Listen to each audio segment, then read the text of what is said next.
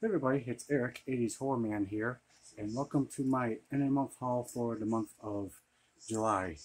Now, in this haul, you're going to see that I've managed to pick up 8 Blu-rays, and most of those Blu-rays managed to come when my good friend PJ Souls got me a $50 gift card for Amazon, so that's where you end up seeing some of these Blu-rays.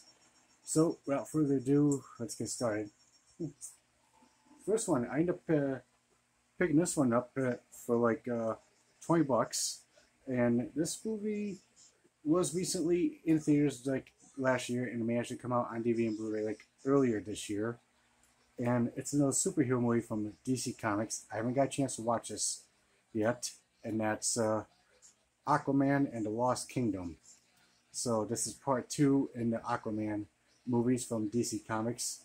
Again, this was like 20 bucks, and I didn't get a chance to watch this in theaters, and I haven't got a chance to watch it yet when I bought the Blu-ray. So if you have seen part 2 of Aquaman, let me know on how it is. Next is one of the Blu-rays I ended up getting with that $50 gift card from Amazon.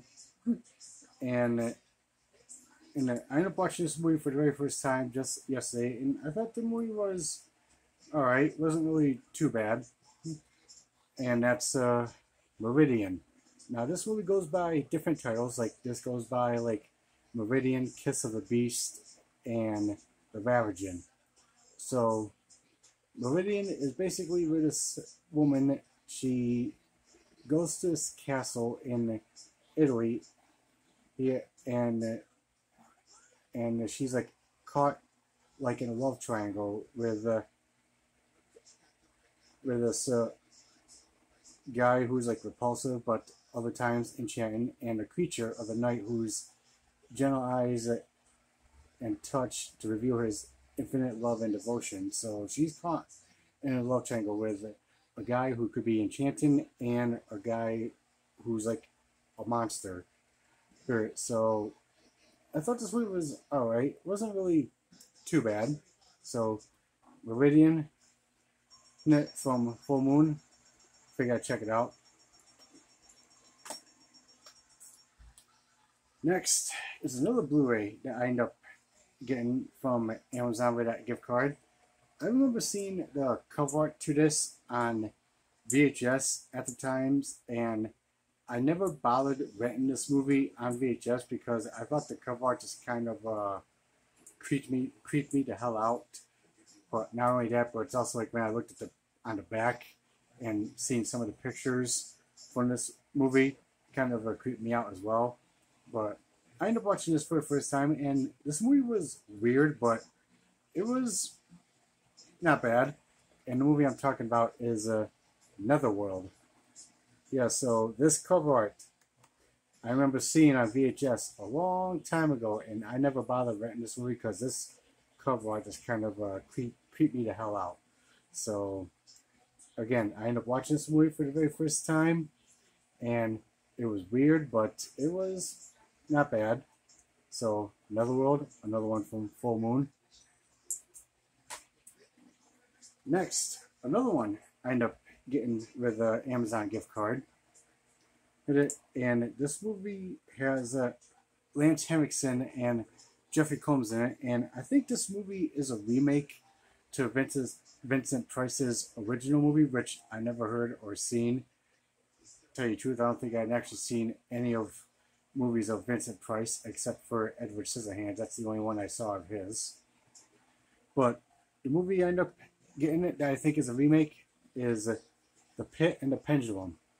Now, again, this movie has Lance Henriksen and Jeffrey Combs, where Lance Henriksen plays like an evil monk who ends up falling for this woman who believes that she's like a witch, and he's kind of like smitten with her, but she's like trying to save her husband from a pit that's like very inescapable with a swinging pendulum high above in the air.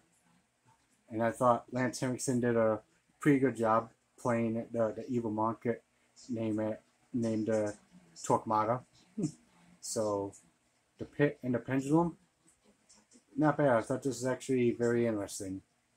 So that's another one from Full Moon. Another one I ended up getting, since I already have the Blu-ray copy of Dollman versus Demonic Toys, and I never saw the movie before they did the little crossover. So the movie I figured I'd check out is Dollman. Yeah, so like I said, I have the movie Dollman versus Demonic Toys, and I thought that was good, but I just never saw this one until I ended up watching it for the first time, and I thought it was actually interesting. I thought this was actually good, where Brick Bardo, he's like a cop from a distant planet, and he's like the normal height as us humans, but when he's like, he could crash lands on Earth, he's like 13 inches tall, and everyone else around him is like huge. Like, we would be tall, and he'd be like 13 inches tall on Earth. So, or Dollman, pretty interesting movie. I thought this was actually good, so I ended up enjoying it. Next, this movie, my girlfriend and I went to go see this in theaters, and she's never seen any of these movies until she watched this one in the theaters with me, and this movie kind of creeped her out, and that's The Strangers, Chapter 1.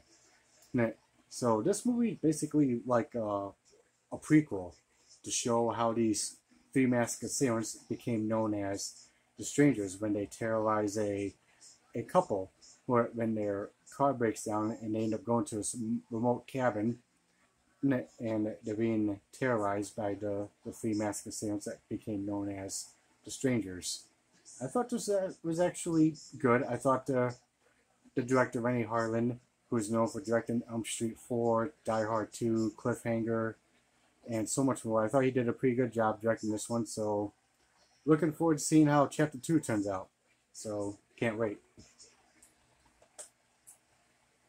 Next, my girlfriend and I ended up watching this on the dish when I recorded this movie to the DVR, and we both thought it was good because this movie was in theaters like earlier this year, and I thought this movie was actually pretty good, and that's Jason Statham's new movie, The Beekeeper, where he's like working for this woman, and then all of a sudden the woman starts having problems with her computer, and she calls it to get it fixed, but turns out she's been catfished, and they stole all the money that she had in her account, and she ends up killing herself. So now Jason Statham's character as the beekeeper goes around looking for this corporation that's responsible for catfishing people and stealing all the money out of their accounts every time they get like a little warning saying that they need their computer or hard drive fixed. So The Beekeeper, pretty good movie. Definitely enjoyed it. And last, this movie was recently in theaters earlier this year, and I was kind of on the fence if I should go see this movie in theaters or not, but I didn't. But after I watched this movie, I really regret this. I really regret me not going to the movies to go see this movie, because this movie, I really enjoyed it, because this was actually a pretty good horror movie. And the movie I'm talking about, Abigail. Yes, this movie was so good. I definitely enjoyed it. I really regret now me not going to the movies to watch it when I should have. Where wannabe thieves kidnapped this 12-year-old girl who's dressed up like a ballerina because she's doing ballet, but then all of a sudden they become trapped with this girl, and she's not no ordinary little girl. It turns out she's actually a bloodthirsty vampire, and she's like taking out these wannabe thieves one by one. And this movie does have Melissa Barrera, who's known for playing in Screams 5 and 6, where she was like the main character who survived in both of them. She plays one of the wannabe thieves in this movie, and this movie was just fun. A lot of good blood, good gore. I thought the music to it was actually good. I thought the score to the film was actually good as well. So Abigail, highly recommend checking out for those who haven't seen it. Alright guys, so that's it for my haul. So what do you guys think? Have you seen any of these movies before? If so, please let me know in the comments down below. I'd like to hear your thoughts. Also, like and subscribe to the channel, and stay tuned for some more videos. Later.